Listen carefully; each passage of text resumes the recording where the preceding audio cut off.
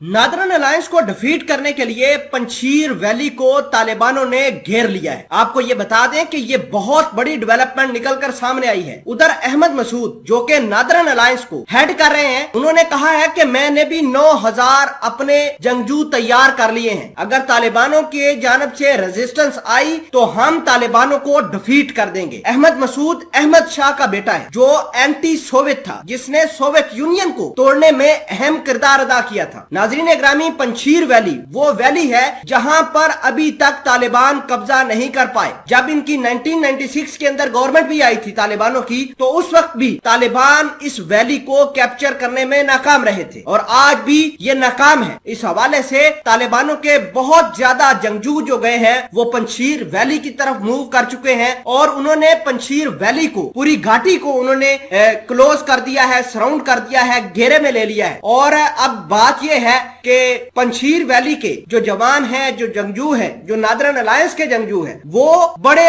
अपनी फौज को मूव कर रहे हैं और इतलात ये हैं कि अब पंजशीर वैली के अंदर जबरदस्त किस्म की लड़ाई होने जा रही है। कल भी अहमद मसूद का बयान आया था कि तालिबानों के पास सिर्फ एक ही रास्ता है, वो रास्ता ये है कि हमारे साथ बातचीत करें, हम बातचीत करके मामलात को सेटल करते हैं। अगर रेजिस्टेंस की तालिबानों ने तो हम उसका बड़ा भयानक इंजाम करेंगे। नाजरीन ग्रामी, आपको ये बता दें कि जितने सपोर्टर तालिबानों के हैं उतने ही सपोर्टर नादरन अलायंस के हैं। अभी अमेरिका खुल के नादरन अलायंस को सपोर्ट नहीं कर सकता। उसकी वजह यह है कि अमेरिका के तकरीबन 30-35 हजार लोग तो अफगानिस्तान के अंदर फंसे हुए हैं। क्या तालिबान, अगर ये स्टेटमेंट आ जाए कि बाइडेन सरकार जो है वो नादरन अलायंस अहमद मसूद को सपोर्ट कर रही है, क्या तालिबान काबुल की एयरपोर्ट से अमेरिका के जहाज उड़ने देगा? यकीनन नहीं उड़ने देगा। दूसरी जानब आपको यह भी बता दें कि तालिबानों ने भारत को रीच आउट करना शुरू कर दिया है और रीच आउट करने का मतलब यह है कि भारत को कहा गया है कि अपने 4 कॉन्सुलेट दोबारा अफगानिस्तान के अंदर ऑपरेट करो, अपनी एम्बेसी दोबारा चलाओ, ताकि हमारा इमेज जो है वो सॉफ्ट इमेज पूरी दुनिया तक जाए। देखिए कि भारत के 4 कौंसल खाने हैं, एक जलालाबाद के अंदर, एक कंधार के अंदर, मिजार शरीफ के अंदर और हेरात के अंदर भारत के कौंसल खाने हैं जो कि भारत ने बंद कर दिए हैं। भारत की एम्बेसी बंद हो गई है। दूसरी जानब भारत ये भी चाहता है कि तालिबानों को रिकॉग्नाइज ना किया जाए किसी तरीके से भी। तो